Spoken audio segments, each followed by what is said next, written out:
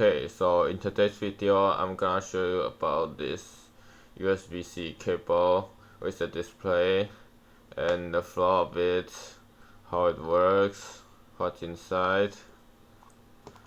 So basically, before we have to use this kind of USB tester, and you connect your cable on the end and your device to charge.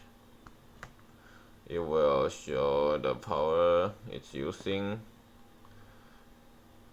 and this new cable just show the wattage it's using. It's also shown here. It's not fast charging now.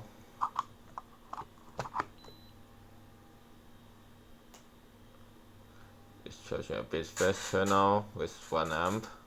It's not going to 9 volts.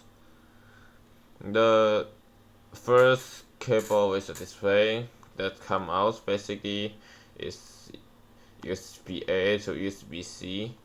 The display is not at this end, it's at the USB-A end, so it's always at the power bank or the charger. The display is like the cheapest USB tester is the 7-segment display that shows the voltage, and after a few seconds shows the current. I actually like those more than this one because this only shows the wattage, not the voltage and the current. It shows this PD icon instead, which doesn't actually indicate PD, it just indicates that the voltage is more than 5 volts, or rather 6 volts actually. Now some phone also can show the info, but in this case it's not working. So a cable like this is very handy, so you can actually tell it is charging. Now I'm gonna show you the problem with this. Obviously, a cable with a display is always longer, so the problem is it's very easy to break. The USB tester is also very prone to breaking, especially this part, the USB-A, because the damage is very big. Same with this one. Here I have already taken apart one. Let's get closer. I forgot to lock the exposure for the whole video. That's quite a disaster. Okay. Here you can see.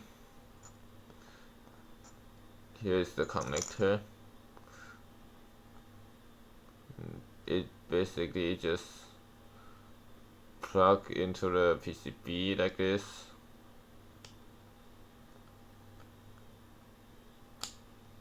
You apply solder paste on the pads, and you slot the connector in like this, and you reflow it. Because this is reflowed, the solder is not very much and the contact point is small. This is the only structural point. It's on the 4 corner. It's very small, so it's not very strong. It's these one are electrical.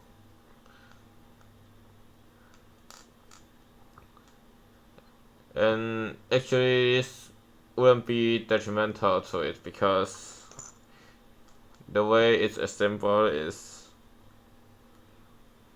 of course, the connector is on the PCB, then there's this string that gets installed like this, and the case just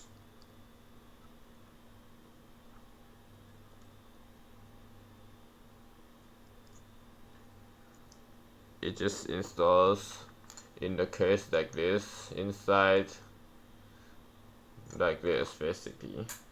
Here's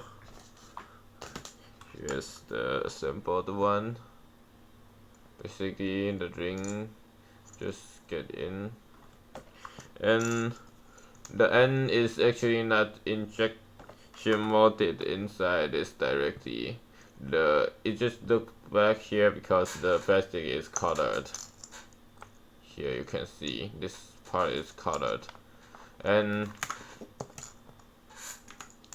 they just mold the plastic around the PCB and the connections. Here is the power ones, here's the data. They mold it like this around the PCB and the connections, and then they glue it to the shell here. They apply glue here, and it's probably super glue. It's not glued very well. Here it's not glued, and the other side is glued, so I had to break it to open this. But the problem is the glue is not applied on here, which is also a load bearing point. It should also be applied here. So you can just use some super glue and get it in here, and it will probably increase the life of your cable a lot. You just put some glue and let it get in from the slot here. It's not sealed at all. Yeah, they didn't do it, I think, just because for the reason, because here they have this black part, and here they don't. It's the plastic is totally clear here. It probably look bad, so they didn't do it. And yeah, I agree. It's clear look. I like it a lot. But now it's not the case. We can get even closer. Here is resistor and capacitor, probably for the CC pin filtering. I think this one is a I2C ADC. This you can probably read the pin out on video, but I have searched for all of them. I didn't find anything. But we can just take a guess. This one is I2C ADC, probably 12-bit ones.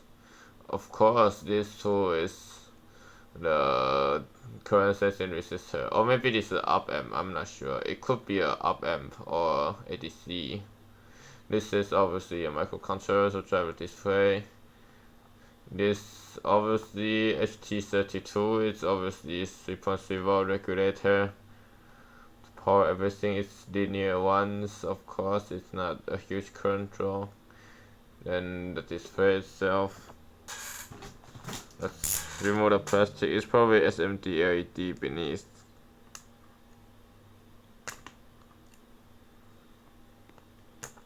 It's glued very well.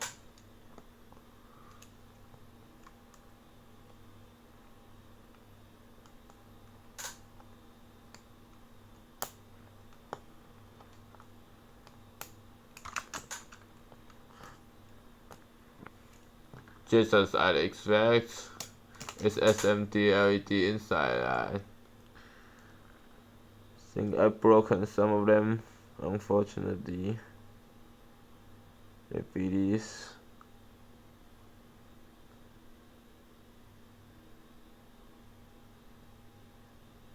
They are so fragile. I just touch it and they fall off. But yeah, it's just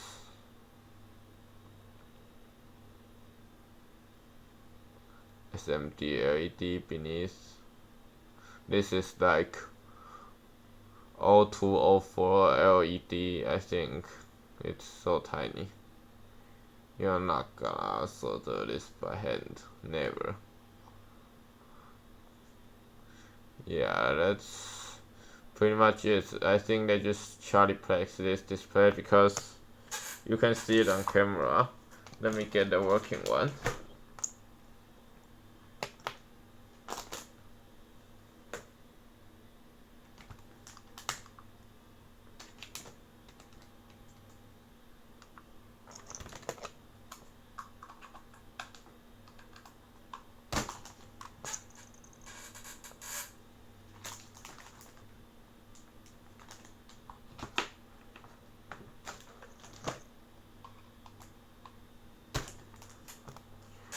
here. It's broken now. Let's repower it. Because somehow on all of them lights up. You can see the shimmer. You can tell it's triplex by moving it very fast. In real life, it just looks different than multiplex. If you've seen enough, you can tell it. So yeah, that's pretty much it for this interesting gadget. We definitely live in a very good time where microcontroller and some insanely accurate ADC is cheap enough to fit in the cable, and it still costs less than the original cable if you purchase it from where you purchase your phone. It's definitely a good time to be in. This thing only costs like $3. It isn't that long, but I mean, yeah, it's good enough for the price. I really like it.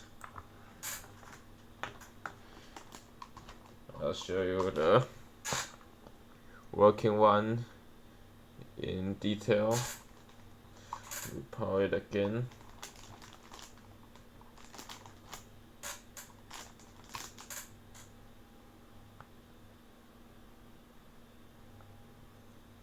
Yeah. That's basically it for today's video. Thank you for watching. Bye.